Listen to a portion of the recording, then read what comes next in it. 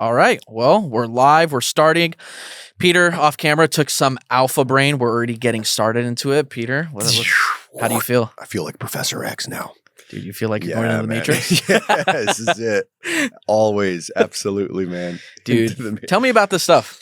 Well, I've known about Alpha Brain for quite a while. I personally have never really dabbled in it too much. I know a lot of friends and clients, they swear by it. And I have a similar concoction of things that I take that's kind of equal to some of these ingredients. They're just all separate, which would be so much easier if I just took one thing. So people that on it, if you want to send me some to battle test on a month on, let me know. I'll be glad to check this out. Yeah, me too. Get me in on that deal because I swear I use a lot of on it products. I mean, especially the L-theanine that's in there. That's a very big nootropic, like I was telling you earlier. I'm a big nootropic guy. I'm into it. I'm really into that kind of stuff because improving your body and the quality of your life is just the best thing you could possibly do. Like how you were saying earlier with the infrared saunas. Absolutely. My girlfriend actually works down here at an infrared sauna place. So the blue light therapy, the red light therapy, the sauna. Yeah, that's pretty sick. I'll have to hook you up sometime. I need that. Yeah. Straight after this, go into a sauna. It sounds pretty nice. I know. I'm waiting to get dinner. I haven't eaten for all day. I had breakfast and I haven't eaten since. But what you been up to today? Intermittent fast, man. Well, to piggyback off what you're saying about the whole, nootropic states and in general, if people don't have access to stuff like this or they just don't have the money to spend at the moment, just fasting, man. Fasting, getting some good fats in the morning, especially you can get some pretty decent price stuff at Costco, like Laird Hamilton, coffee creamer. I mean, that's pretty easy. Yeah. Put that in your coffee or your tea. And that's kind of where the whole idea came from. In fact, from what I recall, if my sources are correct, now that I'm on Alpha Brain, Laird Hamilton actually learned that hack from a guy named Paul Chek, who I really admire and look into. And I've been looking into him for over 25 years. He's the guy that, if people don't know who Paul Chek is, he is the guy that pretty much, if I recall correctly again, invented the idea of training with the Swiss ball, aka the yoga ball. Oh, interesting. So he will literally stand on the yoga ball and put plates on his back and start squatting, balancing on the yoga ball like a Cirque du Soleil person. That's where I learned that from. Interesting. So when people see me at the gym, they're seeing me balance on a yoga ball. They're like, this guy's going to crack his head open. What is he doing? Yeah. You don't need any weight to do it, of course. It's hard enough already, but it stimulates, every muscle in your body, just pretty much fires up all the intrinsic muscle stabilizers and gets you going. Yeah. What's your workout routine like? Because I know you're very strict, even with from dieting to your whole lifestyle is very strict. Tell me about that. It's, it's at least twice a week minimum. I do training when it comes to like jiu-jitsu, catch wrestling, judo, all that stuff at Eric Paulson. So I'll go in there once or twice a week at the very bare minimum. If I'm having a crazy work week, I will get probably one session in, but I will drill a lot of stuff out in my house. I have like Fuji mats in my garage. So lucky. I had to, man. I had to do it because it was like a no-brainer, especially during COVID and all that. Everything was closed. I'm like, where am I going to train? I train outside a lot. I like going to the beach and training, whether it's skating, surfing, all that stuff. I'm a big advocate of training. So whatever it is, if I can't make it to the jiu-jitsu gym or if I can't, hit the heavy bag or for whatever reason, then I will right away go for a park run or I'll play with my daughter on the daily. So no matter what, I'm like doing parkour stuff. And to kind of segue this in here, last night I had 12 little kids jump on me and dogpile me to the ground. And I'm just literally in turtle position. Like, you're not throwing up guillotines on the kids. I felt like Gulliver's Travels, man, getting tied down. It was cool because we were playing, my daughter loves this game called Zombie Tag, which we created. And we basically tag each other. We turn into zombies. We say very specific things, which pretty much allows us to identify who's a zombie or not. Yeah. And, there's just curbs, there's little walls that are like yay high and you can jump over it. So I use that opportunity to do my parkour training. Mm-hmm. And, once you start getting into this game where like 12-year-olds, 10-year-olds that are really athletic, they play football at the field there, they come in and they want to play because they see how much fun we're having. So I use that opportunity as like a designated training, system, if you will. It's like, okay, it's Thursday night. I know I'm for sure not going to make it to the gym, or I'm going to go home and I'm going to be just done. I had a whole work day of physical stuff with my clients and I know I'm not going to do it. So I will go, okay, this is what I'm doing, man. And occasionally, tag it is. I'll jump on a bar. I'll hit, 10 pull-ups. Yep. I'll run around with them, play. I'm chasing, doing sprints. I'm working all these essentially shuttle drills or suicide drills. with kids. And then all of a sudden I look over and I just see all these parents look at me with their eyes popping out of the skull. They're like, dude, how do you sustain that energy? I'm like, I'm telling you, man, you have to just do it. You have to find a way, because if you just look at this as a punishment, like I have to play with my kid, you're looking at it the wrong way. You got to look at it as a opportunity that you get to play with your kid in this way. And in fact, you're going to encourage other parents to hopefully do the same. Yeah, so, I agree. I mean, that's a good point. That's a good point. Not to give you a long-winded answer, but no, back in the day, I used to be like, 5 days a week. I'm doing 3 times a week strength training, twice, hardcore. 2 or 3 times a week. I'm doing martial arts training. You're getting 6 days a week of training there. Each session is probably 2 or 3 hours long. You're taking little breaks here and there, and you're doing all these different skill sets. But now I'm like, dude, it is a luxury if I get to work out. I'm training other people. So rather than just hold mitts for clients or work jujitsu stuff and get in positions and drill stuff, I'm like, no, we're rolling. We're literally rolling for 20 minutes. That's our warm up. And by the time you look at the clock, you're like, holy crap, I just rolled for 20, 30 minutes and we're gassed. And I love that, because they're getting a good workout. They're learning stuff. And if you ever catch them with things, then you start to go, okay, let's work on these things. This is how I caught you. This is how I'm setting it up. That's what I love about jiu-jitsu. The learning path. I mean, jiu-jitsu is such a widespread sport, even into wrestling. I mean, dude, those sports alone, they teach you a lot, and you can learn a lot from doing it, especially over the years. And it changes you as a person, because the people you surround yourself with in that gym become some of your closest friends in life. It's so interesting to see how that sport goes. Yeah. But for your clients, so are you introducing some people into jiu-jitsu, or they've dabbled in martial arts, or how's that? Some of them have never done it before. They've never put on a boxing glove or hand wrap before. So they're so just curious about that. And they're afraid, because oftentimes they'll walk by a MMA gym or boxing gym and they'll see these people just getting bashed on. And they're like, I don't want to do that. There's no way. Yeah. So rather than that, I found kind of this almost phase system where I gradually bring them into it. First, we start with the fitness stuff, especially if they're not really interested in it. And then I'll start holding pads for them or teaching them how to shadow box, how to skip rope. I'm like, oh, you should check out this movie. It has some really cool action.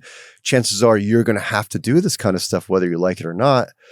Because if the stunt coordinator comes in, he's going to see, okay, this person is clearly athletic. They're going to be able to do X, Y, and Z.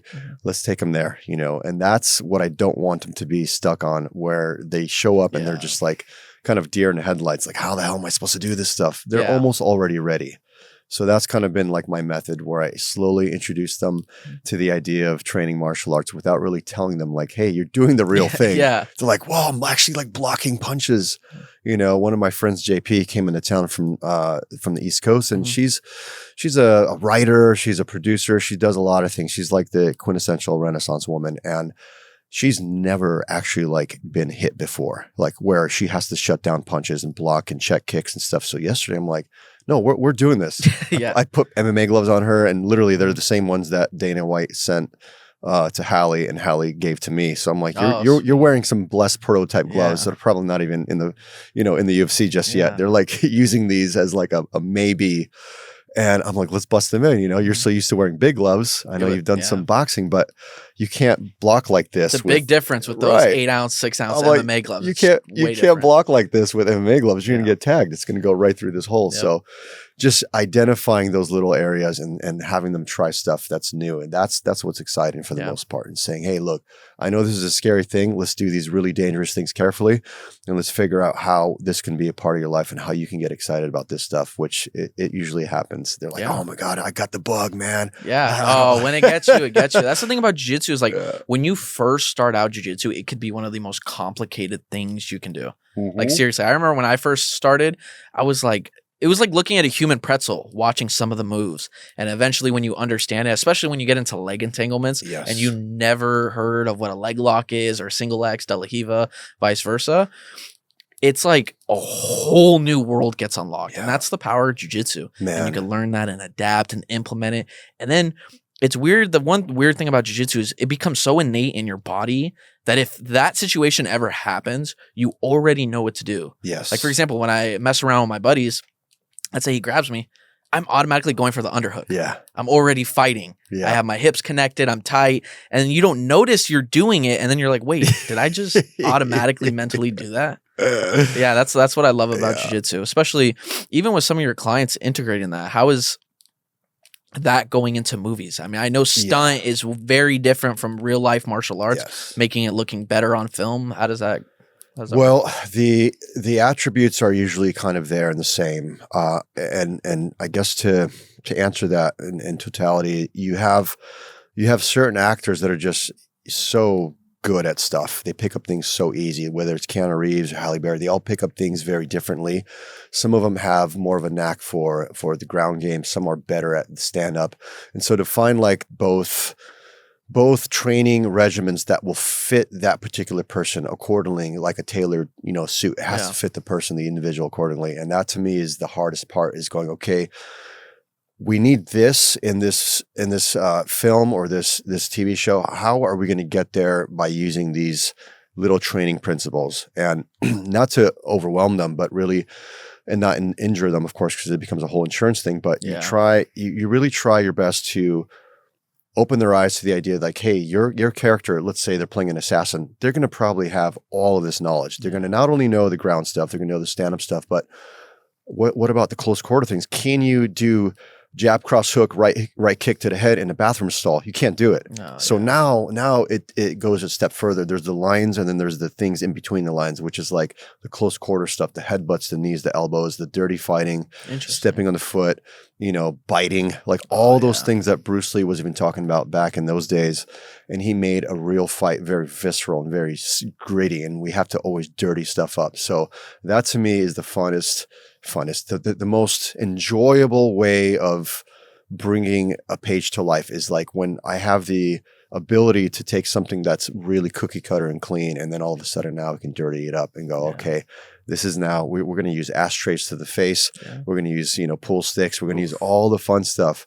It's like the RAT system, RAT, the rapid assault tactic system. Like how do you fight in a freaking telephone booth or a bathroom stall, or like somewhere where it's really confined? You can't do these big giant haymaker punches in there. Everything has to be almost like Wing Chun Kung Fu based, right? Everything's like really modified, where you can still use your head, your elbows, your knees, but you can't kick unless you're maybe like in a bigger space or a football field. You can use different weapons and whatnot. So speaking of telephone booth, have you seen that they have MMA and telephone booths? They have car jiu-jitsu now. Like the type of shit they're getting into now, it's getting out of control. I wonder what's next. But then again, like you were saying, it can be super hard doing that close quarters, because there's that extra step of outside athleticism that you need to have that you can't just necessarily train for. Right. Because I mean, I couldn't imagine doing some of that stuff. Like that stuff sounds insanely hard, because you also have to make it look better than it does if it was real. Absolutely. If that makes sense. And even the rolling, like especially if I know there's going to be knife involvement in it, whether it's like the special forces people that have come and gone through our gym over the period of course of time, I've noticed one thing, that they're always fascinated by learning a little bit of jiu-jitsu, a little bit of Muay Thai, and then learning a little bit of Filipino Kali, or FMA as it's called, which is an edge system. And there's many different variations of it. For instance, there's the Eskrima, the Arnis. You have Kali, which is the more modern term, Kali, which is a derivative, if I recall correctly, of two words from my teacher, Dan Asano, who's talked about this many times. But it's a very ancient system. It's very exotic. When you teach the weapon, you're automatically teaching empty hand. And I think out of all the martial arts, if you really study it, it's one of the most complete systems, because there's a grappling portion, which is known as dumog. There's, of course, the empty hand portion, which is the dirty boxing, or AKA panantukan. If you ever want to see a good, I would say, representation of that, two movies that pop into mind straight away is The Hunted with Benicio del Toro and Tommy Lee Jones back in the 90s. Go watch that. Interesting. And that's based off a system called Sayok, which is a family's last name, Sayok. Go watch that. It's an incredible introduction to what Kali is, and how that is, a lot of special forces guys will train in that. And so going back to your question about like integrating all the different elements to training with actors, even with some of my buddies, I'm like, oh, you're a great grappler, but now I'm going to pull out a training dagger that inks red. And I'm going to make them wear a white t-shirt, and I'm going to wear a white t-shirt. And we're going to see how many red marks you have on your shirt at the end of 5 minutes, and how many marks I have on my shirt. Chances are they're going to have a lot, because that goes to show that even though your jiu-jitsu game is great, can you deal with somebody that has an edged weapon? Because as you know, those things don't run out of bullets. No, 100%. And there's no recoil. There's none of that. It's just, and Straight, it's accessible to anybody. So you have the real world martial art people, and then you have like the sport martial art people. You have the martial science, martial sport, and then the martial art people. And they're all, I think, facets of the same thing. But when you start cross-training and you start putting in the knife stuff into the ground game, I mean, think about like just local cops, man, local sheriffs. They have to deal with that stuff. Yeah. My buddy that I just had lunch with, he's a LAPD guy, and he's like, dude, the stuff I see on a daily basis is insane. The bodies that are swimming in the Long Beach, harbor here, like, so that guy, for instance, has to cross-train in all these different arts, not only just the tactical stuff, but also the boxing, the jiu-jitsu, all scenarios. That stuff. Yeah, because then you got tasers, guns in play. I mean, that's the thing I respect most about cops is like people don't understand. Cops see about 100 times more graphic stuff than somebody who actually goes and serves, which is crazy. Because yes, when you go and serve, it's obviously a traumatic experience, but you're talking about dead bodies, murders, crashes, suicides. You're talking about the craziest shit that goes out there. Yes. I mean, I couldn't even imagine being a coroner picking all that shit up. Yeah. Like I just watched a video the other day. It was a body cam footage of this officer chasing these people. And next thing you know, 100 miles an hour straight into a tree. And it's like just seeing the aftermath of that on camera. It's like, I could imagine that being your daily routine. I mean, it changes your perspective on life, even with your family. When you go places, it makes you more alert. Yeah. I mean, one thing that makes you more alert is definitely freaking smelling salts. I had to convince you to get into that. You actually found them. Oh my God. I know. Man. Honestly, my girlfriend found them for me. I don't even know how she did it. They were sold out everywhere. I guess they've been She went to a magic shop. That's I'm scared to do these. I mean, I feel a lot of pressure. But we gotta dig into these, man. Obsidian ammonia. It's the world's strongest smelling salt. Oh my gosh. Let's get into these bad boys. All right, you're going first. I did look at a couple stores, and they looked at me like I was crazy. Oh, like, wait, dude, you could smell it from the bag. Oh, dude, activator. Dude. I got a wee bit of allergies right now, so this may help. This may clear out some stuff. Oh. Oof. Do I have to open this thing? Wow, that is intense. I don't even know. Let me just open. I love that the side of the bottle has a skull with like a Bunsen beaker type thing on top of it. Let's carefully put these in there. Look at all those salts. Oh my gosh. Yeah, we're not going to use all of that. Let's put this back in here. Of course, it's Canadian. And then it says shake well. I'll shake it well, all right. Dude, you going to go first? You go for it, man. Dude, I'm scared, dude. Oh my god! Shake well. Famous last words. You want to go first? I know, dude. Fuck. Are we gonna do this? Are we really gonna do this? Does it say add entire package and shake well? Yeah, shake very well. All right. Moment of truth, dude. Fuck. Dude, if the bottle feels hot, feel it. The bottle got hot. Wow. Oh, dude, we're about to get into some shit, dude. Twist, sniff, and smash. Oh, dude, I smell it from here, dude. Oh, ooh, that's rough. All right, man. Let's dig into this. Oh, fuck. Fuck. Oh, dude. Oh, God. I feel like I could choke out Gordon Ryan right now. Oh my God, it got in my eyes. Dude, take a whiff of that. Noted. Close your eyes. Oh, dude. Oh my gosh. Oh, fuck. Oh, dude. Woo! Dude. Oh. That brought me back to the Jackass days, man. CKY2K, Johnny Knoxville, Steve-O, and oh my gosh, that is so bad. It burned my nose hairs. Dude, my eyes are killing me, dude. Dang. Dude, can you believe people do that? Oof. Holy, dude, my eyes are killing me. That is. Oh my gosh. That should be illegal. I thought the ones we used to mess around with back in the day were strong. That's on another level. Oh my those Canadians don't mess around. Well, man. It's for all the hockey players, man. That's what it is. Wow. They go crazy out there, man, on the ice. Oh my gosh. I literally felt like Mike Tyson hit me in the face. It's so bad. Speaking of Mike Tyson, dude, what about that fight recently, man? What do you have to say about that? Man, I have so many layers of where I can go with this, and I may have to bite my tongue several times here and there because knowing Mike personally, knowing the Tyson family and how much I love them and how much I love Mike, and he's just he really is. He's a consummate artist, consummate father. He's all those things, and he's the most down to earth person you've ever met. Till this day, anytime I see him or talk to him or he gives me a hug or whatever, I'm just like, dude, that's Mike Tyson, man. I used to have posters of this guy, killer, as a kid, all over my walls and in the gym, and I'm like, here he is. He knows my name. He always asks about the family and about things, and it's just wild, man. So where I'm going with this is, I see Mike as, again, an entertainer first, and people are like saying this, that, or the other thing, and I know why he had to do what he had to do, whether people think it's rigged or whatever. And, to see him get in the ring, regardless if it was fixed, regardless if it was a real thing or if it was, all the stuff, all the bells and whistles, the WWE stuff, right, is the best way I can announce that. But for me, it's just a spectacle, whether you want to call it a glorified, exhibition or whatever. I look at it as I have an opportunity to see Mike get in the ring again and move around, even if it's just him throwing jabs and moving his head.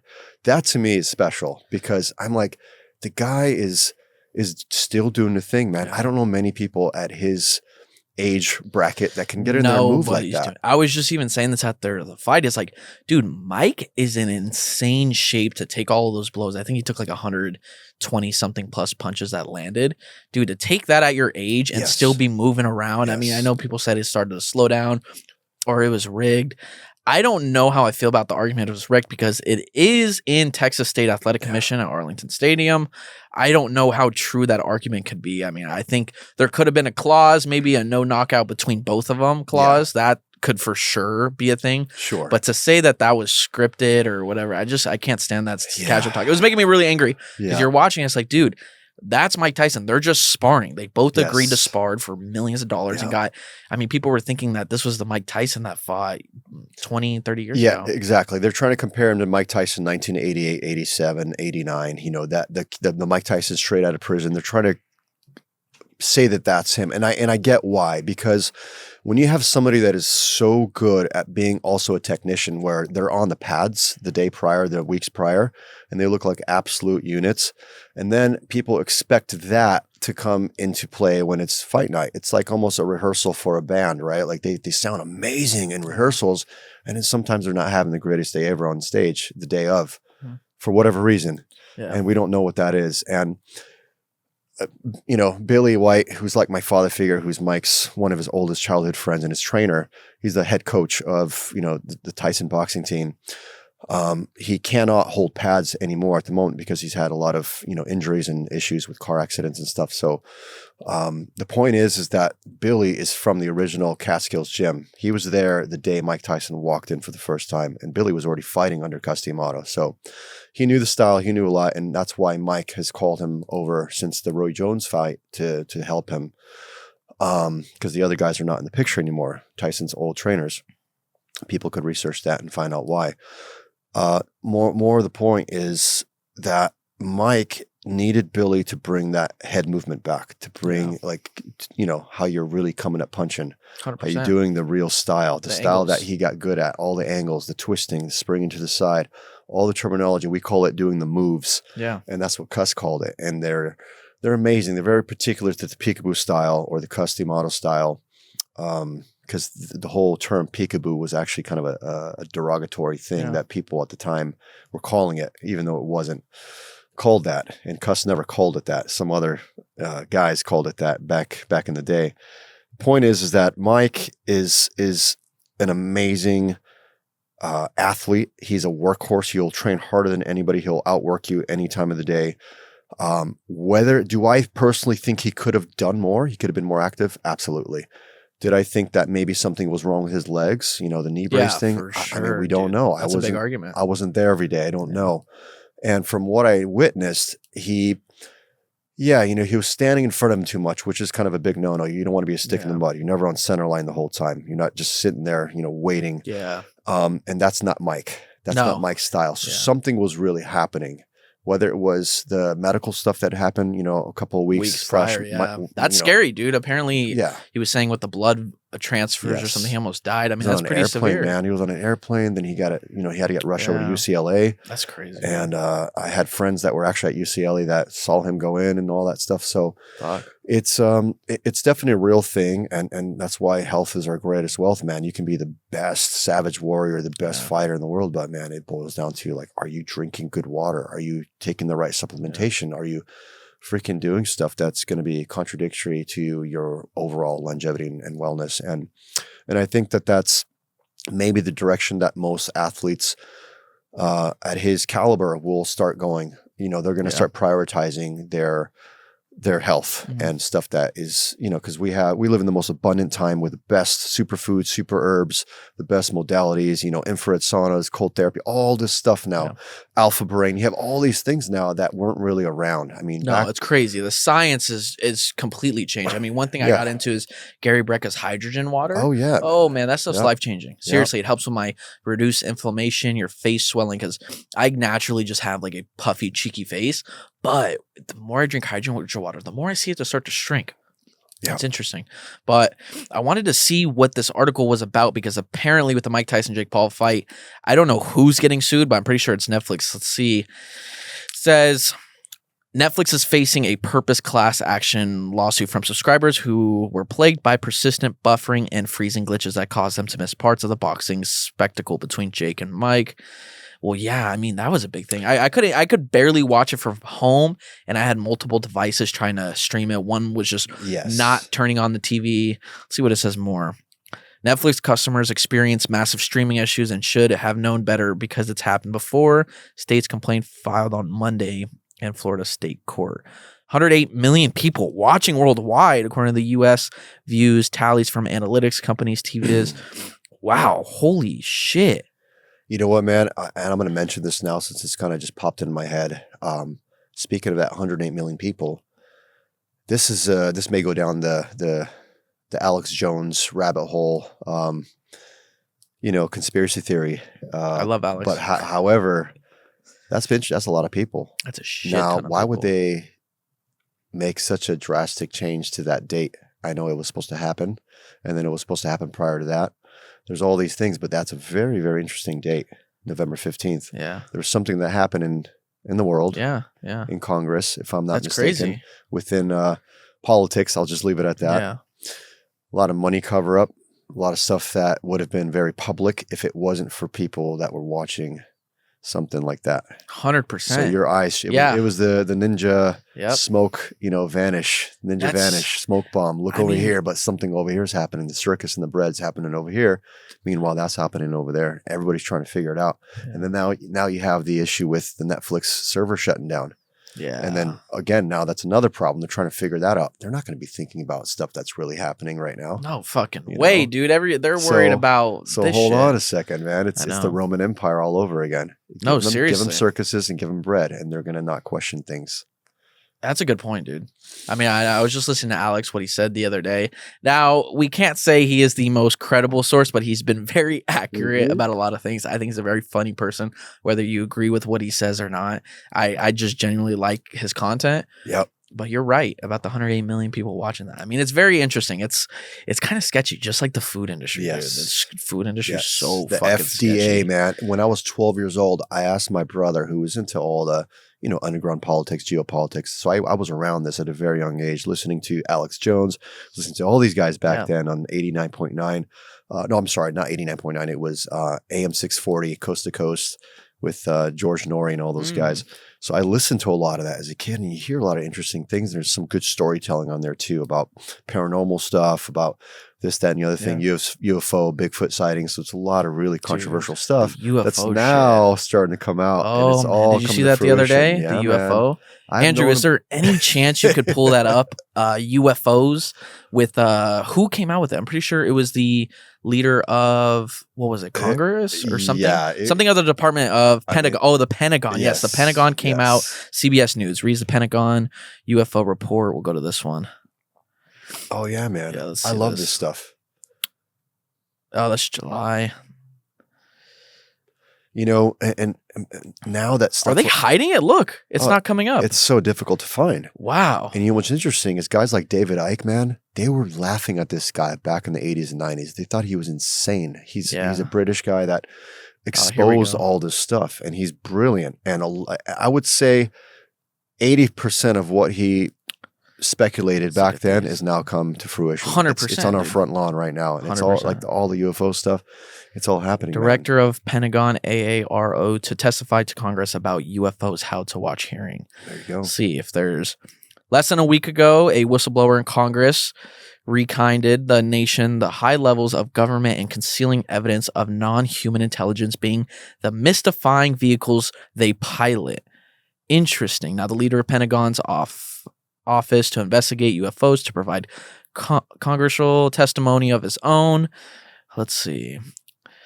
Many sightings AARO has historically investigated are reports by military fighter pilots, some of whom have captured footage on jets, cockpits, gun cameras of unidentified anomalous phenomena, or UAP. The acronym has came to the government's preferred term, which is largely among the target of UFOs.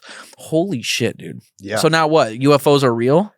Man, I look at it this way. If a UFO landed in front of you and you saw the extraterrestrial, whether they're a gray or a Pleiadian, whatever you want to call them, there's so many variations now, reptilians, etc. Yeah. I think that people are so buried into their phones, into their tech, that they wouldn't even believe it was standing in front of them. They would think that it's just some AI thing or some person in a costume. That's how dumbed down people are, and their pineal glands are so calcified that they wouldn't believe it.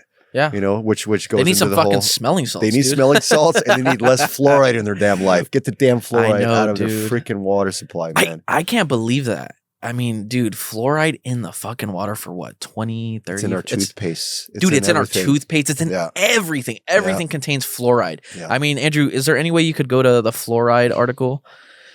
Dude, because honestly, I mean, it's proven to be a neurotoxin. And the reason why it's only in the water is because the scientific evidence that they came up with was it was good for oral health and hygiene. Yeah. But as later, I'm pretty sure it deteriorates your teeth. Bro, I just thought of it this way. I have a background in Ayurveda, which is the medicine from India. It predates Chinese medicine. Ayur meaning science, and Veda, life, science of life. And it is the oldest healing system on the planet. It's been around for 5,000 plus years.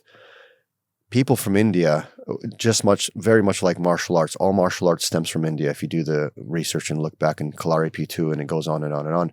Point is that Ayurveda teaches how to do oral hygiene, they invented brushing your teeth.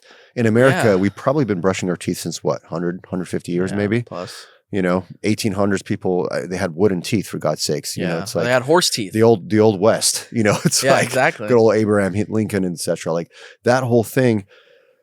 How is it that those people back then and people in certain civilizations have perfect teeth when they barely have any of this fluoridated toothpaste? They use coconut oil. They use salts. They use all these things that have nothing to do with fluoride or any of that stuff, and they have perfect teeth.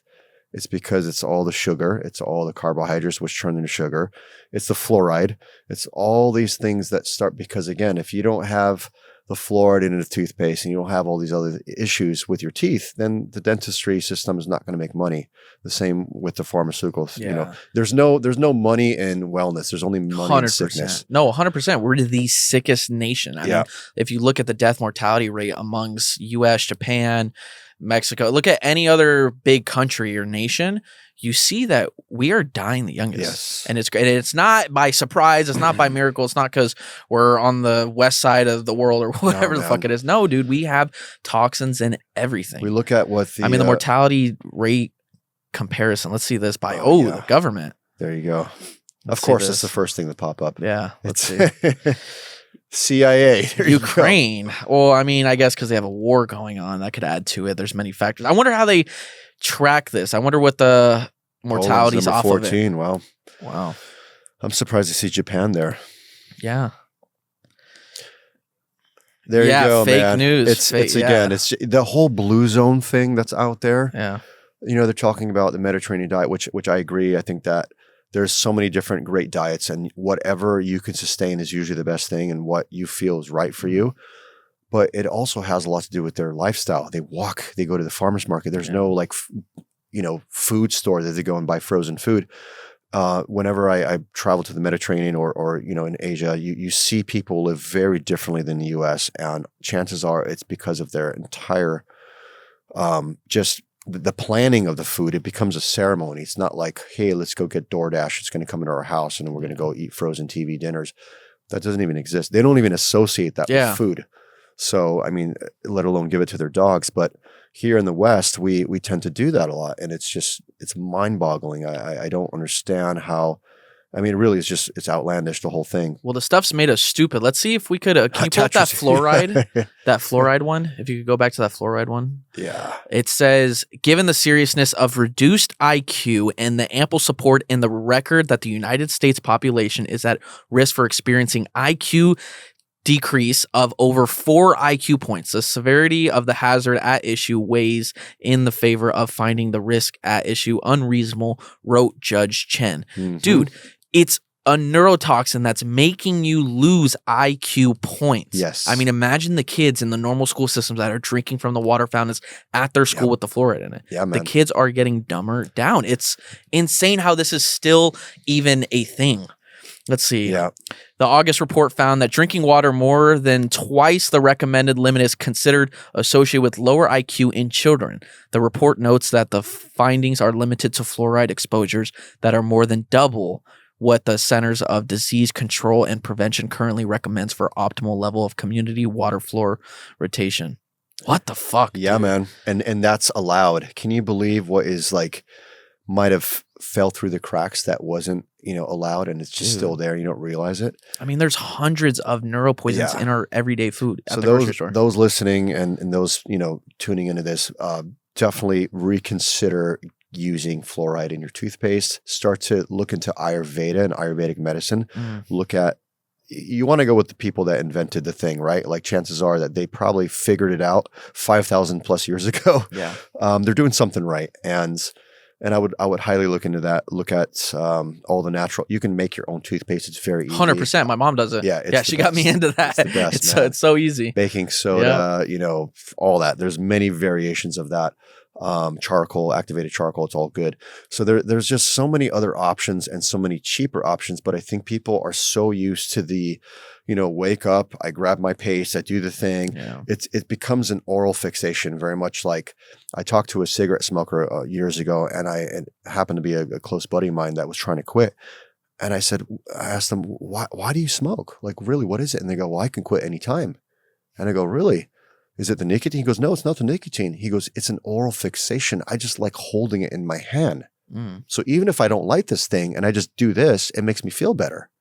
So I can see that. It's psychological. Totally. So as soon as he figured that out eventually and clicked the two together, he started just putting like unlit cigars and unlit cigarettes in his mouth. And then all of a sudden he just didn't have that desire to do it anymore. So it was like a whole thing. Yeah. And I go, oh my God, man, like that's such a powerful way of overcoming something that you thought had full control over you, which really didn't. So yeah, man. For all the smokers out there, I know it's a oral fixation. Done. Even my dad. Totally. I mean, I always make jokes with my dad because he is like a serial smoker. Yep. I'm talking like 1 pack a day. Now he got into a really super bad car accident, like very traumatic, like almost life threatening. And then after that, I don't know if something clicked in his brain. Doesn't smoke. Yeah. From that day. And it is oral fixation. It's that mental thing. And he says, I was like, why don't you smoke? He goes, I don't know what it is. I really don't know. I just have a zero crave for it. I really don't know. Yeah. Now he's into his like a water vapor thing. Now he's starting to get into other stuff like a dip. And it's like, I get it. He has a craving for nicotine. Yeah. But the smoking itself, like he quit it. Like it was nothing. Have him, I think it's, what's his name? He's I think he's the guy that invented the Bosu ball. Oh my gosh, I can't think of his name right now. I follow him on Instagram. The alpha brain not working? Yeah, it's not yet. Another 5 minutes. Anyway, he is. Oh, Bosu ball. Here, we'll look up. Who invented Bosu ball? Who invented? Who's the guy? David Weck. Thank you. I was going to say David Weedock, but no, David Weck. Yeah, that guy, David Weedock, is another person. But yeah, David Weck, man, really fascinating guy. And recently, some of his videos, it shows him just having a cigar. And this is like a health guru expert. He just has a cigar. It's a nootropic thing. It's like a brain thing. And he likes, there's been a lot of studies associating that there's this thing that happens very much like the cacao leaves, right? Like real cocaine leaves. Good. Like people do that. Yeah. And this is kind of a similar situation. There he is. That's the guy. Really cool guy. A lot of his training, I adopted a lot of these methods years ago, and I'm just happy that there's a guy. Because, with fight training, everything is from a coiled position, right? Yeah. When you expand, you contract. When you contract, you expand. Oh, here's his tweet. He is, man. What does it say? I used to smoke cigars every day back 30 years ago in NYC, beer, wine, and scotch too. Today, my daughter didn't want me smoking, and cigar smoke is difficult to mask. So I stopped lighting them and actually enjoy chewing on cigars better than smoking on them, to go figure. What? Let's see that video. Yep. So he full on works out hard and just has one of these in his mouth. And he's just holding it. He just has it in his mouth. He's like chewing on it. He's just not lighting it. He's just not lighting it, man. It's fascinating. And then there was other videos that actually explained. Let's see. Does he put it in his mouth? No, he doesn't. High quality tobacco. You see, he has good cigars in there, dude. And he's just, wow. He has a humidor and the whole thing. Yeah, and he just chews them and he just like puts them in his mouth and he does these workouts. There's one video somewhere where he explains the benefits of it. And I thought, wow, that's fascinating. Not that I would per se do it, but I mean, I'm not opposed to, if it works, right? If it makes you feel, his training methods are awesome. He's a great. You know what? I do like some of that training. Have you ever heard of TACFit?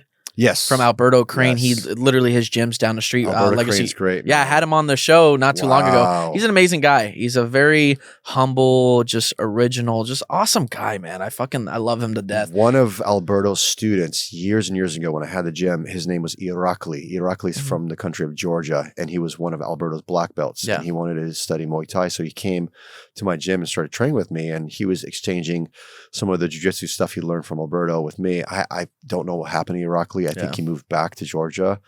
He looks exactly like GSP. It's the scariest thing. Every time I would walk with him to like Earth Cafe, people were like, dude, that's George St. Pierre. I'm like, yeah, that's his that's his brother. That's his doppelganger. Like, fuck yeah, it is, dude. That's him. That's my guy. But yeah, you just remind. What does that say? RFK? Oh, there you go. How about instead of companies displaying pink ribbon this month, they just remove carcinogens from their products? That's a big one. There you go, man. And that's another touching subject there, right? This is a very controversial thing. The whole pink ribbon thing. You find out with the Cancer Association, etc. This whole pink movement, what they really subscribe to and what they believe in, it goes down a different. Dude. It's very interesting. You're like, hold on a second. The same people that are like, they're preaching this, but they're also doing that. Like, wait, hold on. The math isn't mathing. How come, it's like when I was a kid, the whole FDA thing. I remember being 12 years old asking, why is my food with my drugs within the same administration? What is my food doing in the same building as the drugs? It's crazy. Can you explain that? And I was 12 years old. That's when I decided to not drink Coca-Cola anymore. And I haven't since. I haven't took one drop since. Really? I don't drink soda at all. I like a good Coke though. Yeah. That's the hard thing for me is like a nice Coke, man. It can't go wrong. I don't know how you do it. Honestly, I feel like once you get it out of the way, it doesn't. You don't Sugar's like that. I used to be a sugar addict as a kid. Like it's more so like as a teenager, minus the Coke, but I did like chocolate. I liked a lot of chocolate. And I think slowly but surely, even after college and stuff, I noticed that I started getting less and less cravings for it. And I think because of things like saunas and then training hard, and you don't crave that really. Your body naturally gravitates towards stuff that it needs. And I think once you reach a certain level of cleanliness and you detox your body out, whether it's internally, externally, all the things, I think that your body will start to kind of go back into a place where it needs to be. It needs to kind of vibe in that frequency. And if you eat, you are what you eat, man. If you eat low vibrant foods, you're going to have low vibration. You're going to have all these issues and perhaps things that are not going to serve you later on. And if people complain, oh man, well, it's so much cheaper and easier. And it's like, hold on a second. If you don't pay now for what you're doing, right, you are the quality of your food, and your life is a direct replica of what you put in your body. So if you're eating crap, chances are later on you're going to pay for it. So if you don't pay now, Yeah. you're going to have to pay later. And guess what? It doesn't stop there. You're going to pay for it by your children as well. Your child no longer, totally, man. It's just the whole thing. It's crazy how the food messes with your genes. Yes. Like, holy shit. Yeah. You know how far that takes to mess with your gene pool? Absolutely, I mean, man. one of the food biggest colors, things. dyes. I know. Tartrazine. Yep. Like, look at tartrazine. Potential risk of yellow 5 tartrazine. I know RFK talked very big about this one.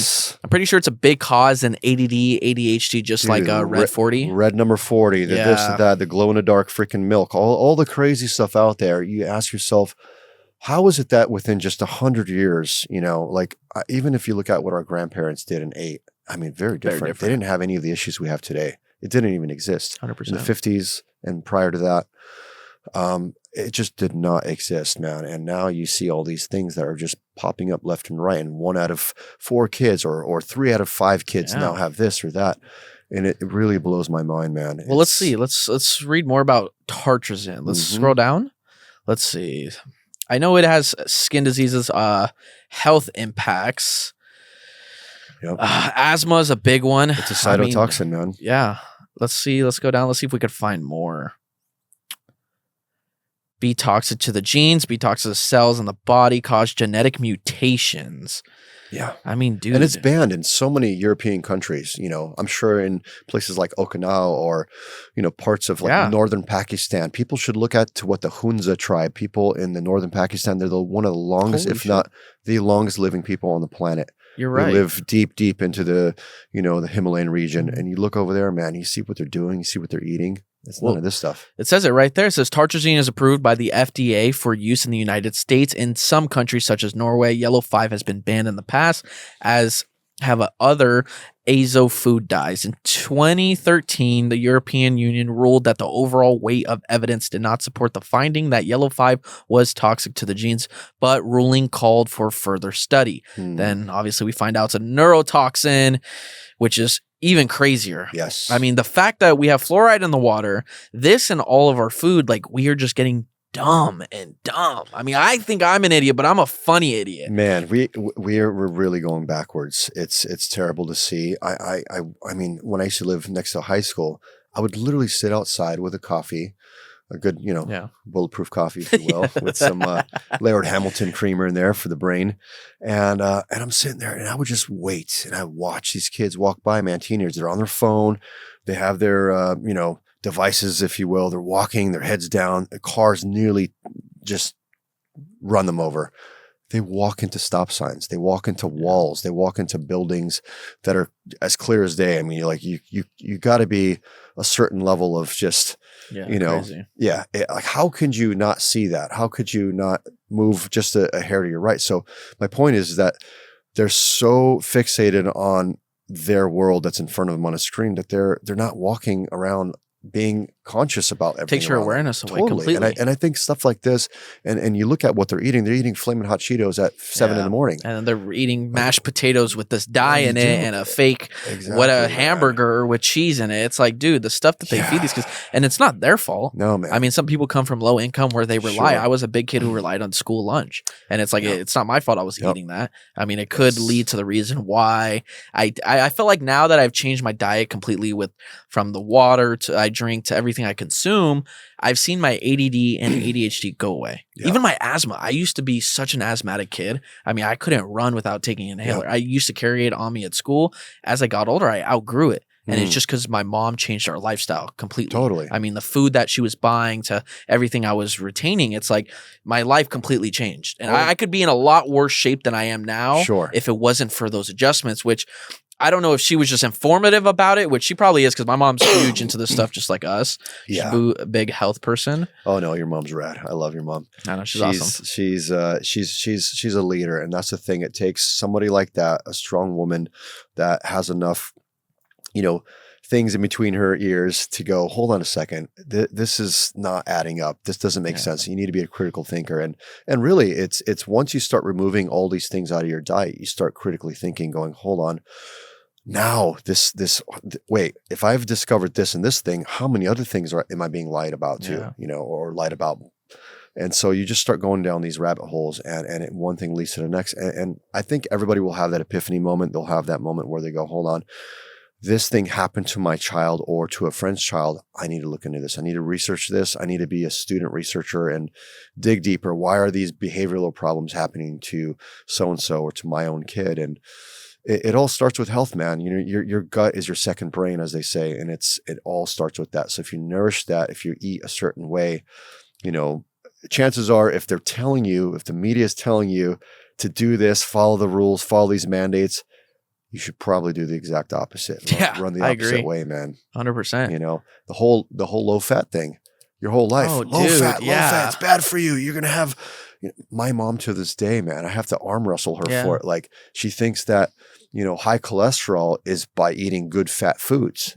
And I'm like, you couldn't be more wrong. Yeah. I mean, the studies and information that comes out now. I mean, one big person who used to be a big environmentalist, it's RFK, dude. And now, can you look up what happened to his voice? I want to see what the disease is caused, because I'm pretty sure he claims it was linked to a vaccine that he took in recent years. Yeah, he did a ton of drugs too, from what I understand and what I heard. Let's see. That could have been a... Let's open this up, because I know... what is it called? It's called spasmodic dysphonia. Spasmodic dysphonia is a chronic neurological voice disorder and vocal, I don't even know how to say that. It results in voluntary spasms of the muscles, then open and close the vocal cords. Cause of voice that presents breaks, strained, strangled. What is the cause? Let's see right here. Neurological origins, investigations. Let's see. Honestly, it doesn't say that there's any reason of that. Yeah, there's no reason known. Interesting. But I'm pretty sure I heard him say it somewhere that he believes it was from a vaccine that he had previously took, which there is no current evidence, as we know, of that. But I mean, for somebody who's his age that looks the way he does and is in shape, I mean, I trust that guy to be Secretary of Health any day of the week. I mean, versus if you see what we had prior, I mean, it's unbelievable. Sorry, man, the proof is in the pudding. Let's see this.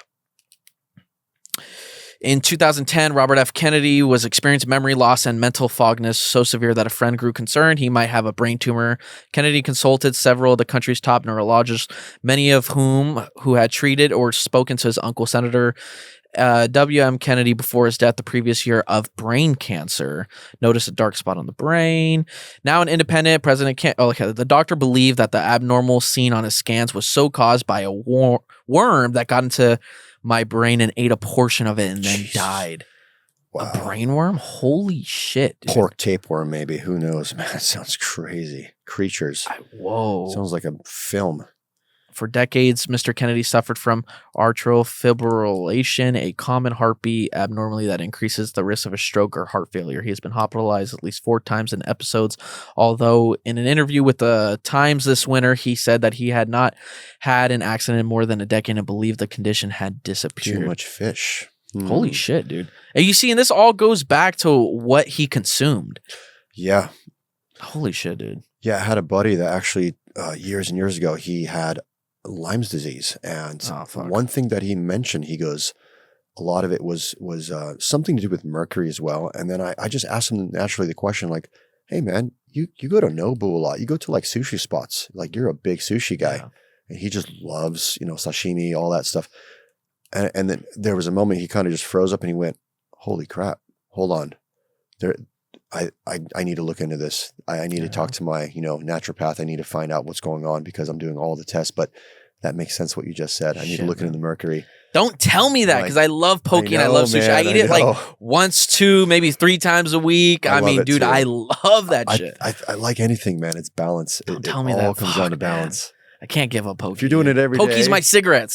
Literally, poke is my cigarettes, man. If you're doing it every single day, chances are you probably want to. Can you Google the negative effects of consuming poke?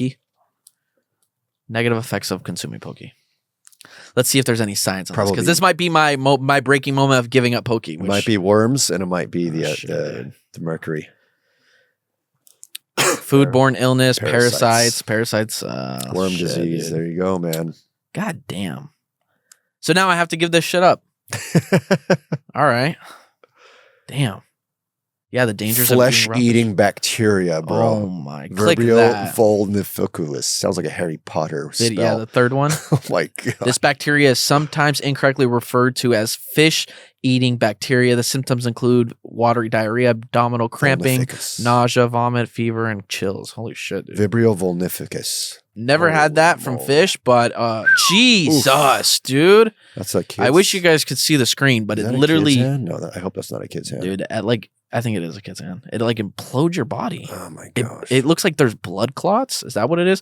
About 80% of infections happen between May and October when coastal waters are warm east, and mostly they result from eating infected shellfish, with oysters commonly culprit. Still, you can become infected with bacteria in the water, and it's open to wound or a cut, the CDC says. Wow.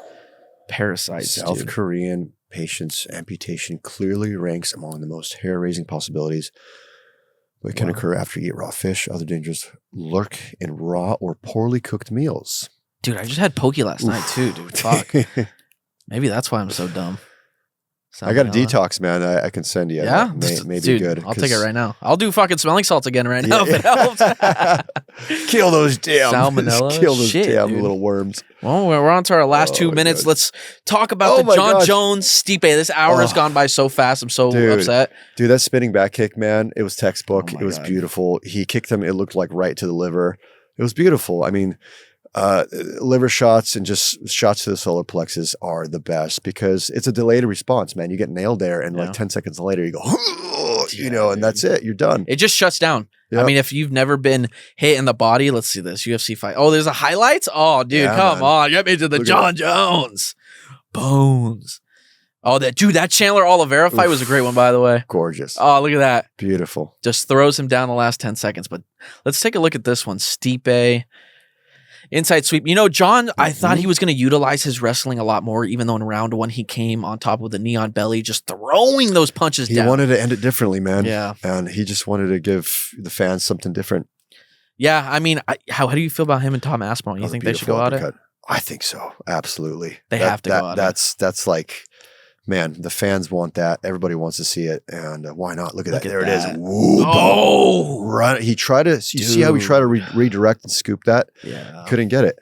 I like that hockey punch, man. Holy good, shit, like half dude. clinch through that hook. Just straight. Oof. I couldn't believe he landed that. The way he went down, apparently Stipe had a fractured ribcage after that. Oh, yeah. I mean, dude, that is just gnarly. Yep. Fuck, dude. Yeah, man. John Jones is just a fucking killer, dude. He's the greatest. That's going to be a hard man to beat, but I think if there's one guy to do it, Tom Aspinall might be that guy. Oh, yeah. 100%. He's so talented. He's the guy, man. Miocic handed suspension after heavyweight. Oh, well, we already knew. Because, I mean, of course, he got suspended, but yeah, by the New York State Athletic Commission, handed down a mandatory labor. I mean, then again, he retired, so I don't think that matters too much, but damn. Yeah, man. We're on our last 10 seconds. Dude, we're going to have to run this back. Billy White and I are starting our own thing called confidenceofchampions.com, which is going to be very much a custom model Mike Tyson tribute to all their training. So stay tuned. I'm in.